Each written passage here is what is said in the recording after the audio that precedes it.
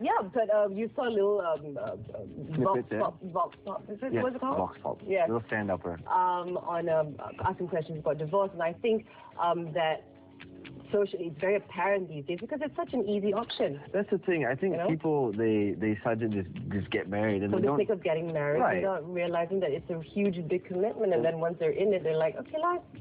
Absolutely. Divorce left, right left. That's the problem. There's no will. Exactly, and then the children suffer. Right. But we've got some experts here on our show talking to us about this particular topic and what happens to the kids after that. Definitely. So we'd like to say a very good morning to Vicky Alahon,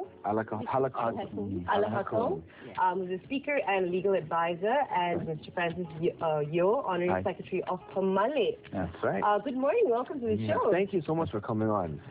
So, good to see you. Well, I see a lawyer here.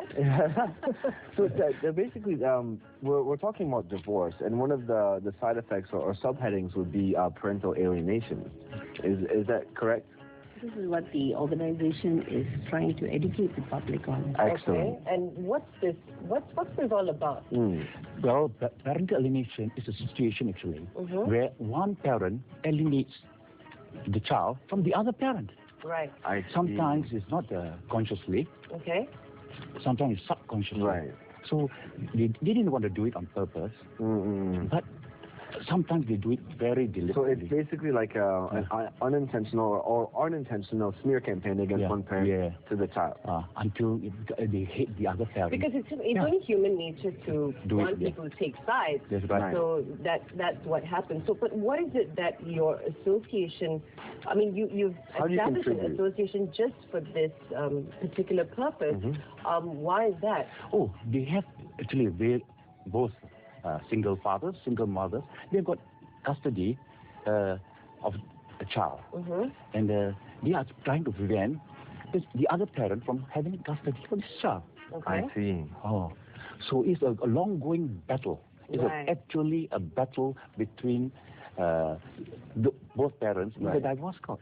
Well, I mean, custody battles are typically very an ugly situation. Very ugly. Yes, very ugly. So how do you guys help facilitate these situations?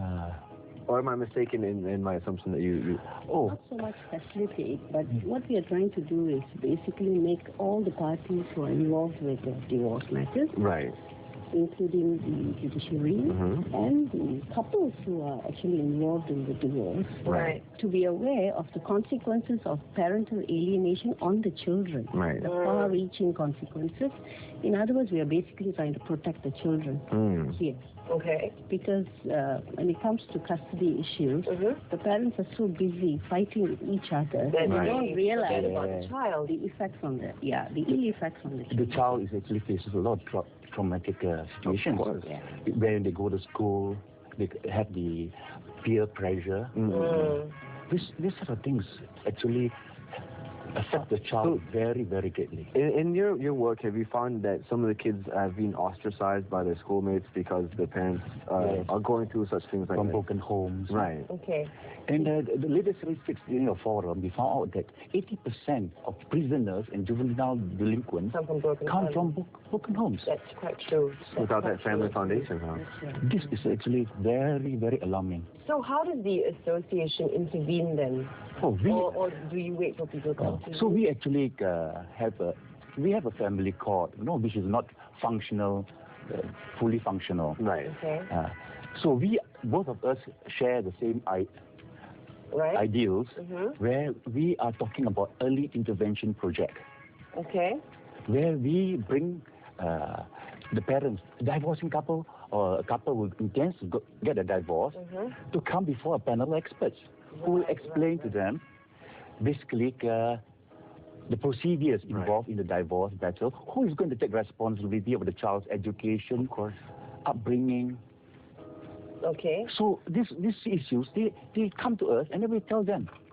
It's not easy like you see early this morning. It's not so easy as, nak cerai saja. Bukan. It's not as easy like that. Especially when you've got children involved.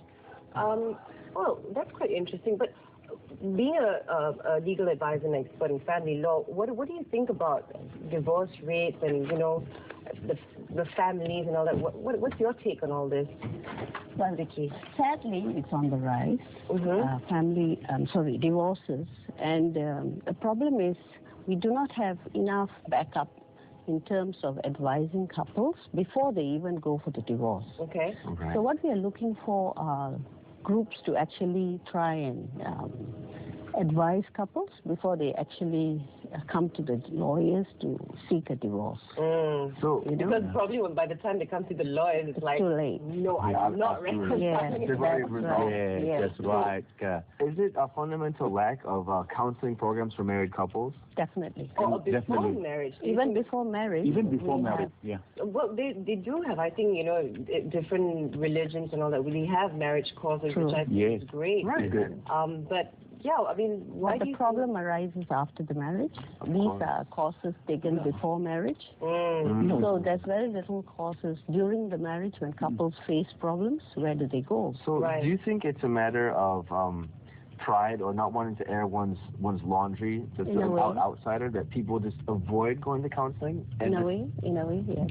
Because it would seem as if your marriage is failing and they do not want it's a stigma, social stigma, right? Yeah. So tell me a little bit about Pemalik. I mean, what else would you do? I mean, you've had forums. Are you planning to have more? Yeah, we actually going to the schools to teach the counselors how to counsel children who are affected by, when their parents are affected by divorce and custody battles. Because their schoolwork is very, really affected. Of course. Very affected. And then they start doing the unnecessary, right? Yeah, correct. And they misbehave in school, they create problems. This is actually all the studies being made by all the universities. We actually follow all the studies being made, both overseas and locally.